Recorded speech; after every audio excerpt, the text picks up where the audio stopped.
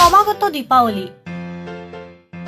কমাৰৰ চাকত প্ৰস্তুত মাটিৰ চাকি ব্যস্ত মৃৎশিল্পীসকল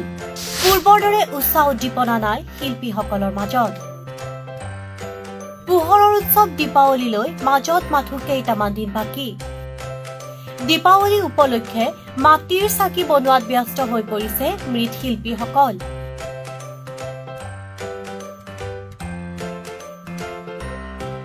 কমাৰৰ হাতৰ স্পৰ্শত প্ৰাণ পাই উঠিছে মাটিৰ চাকিয়ে দীপাৱলীৰ সময়ছোৱাত যথেষ্ট আশাবাদী হৈ পৰে মৃৎশিল্পীসকল মাটি সানি হাছত পেলাই মাটিৰ চাকি প্ৰস্তুত কৰি বজাৰত বিক্ৰী কৰাৰ প্ৰচেষ্টা অব্যাহত ৰাখিছে পিছে মৃৎশিল্পীসকলৰ মাজত নাই আনন্দৰ বন্যা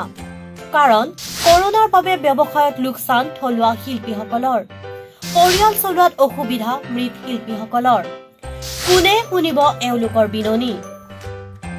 কৰোনা মহামাৰীয়ে মৃৎশিল্পীসকলক ক্ষতিগ্ৰস্ত কৰাৰ লগতে বজাৰত বিক্ৰী হোৱা ৰং বিৰঙৰ লাইটেও যথেষ্ট প্ৰভাৱ পেলাইছে উল্লেখযোগ্য যে অতীতৰে পৰা এই শিল্পটোক জীয়াই ৰাখি জীৱন নিৰ্বাহ কৰি থকা মৃৎশিল্পীসকলে চৰকাৰৰ ফালৰ পৰাও কোনো সাহায্য পোৱা নাই মৃৎশিল্পক জীয়াই ৰাখিবলৈ চৰকাৰক সহায়ৰ আহ্বান থলুৱা শিল্পীসকলৰ নিউজ ডেস্ক ৰিপৰ্ট ৰাফতাৰ 7 নিউজ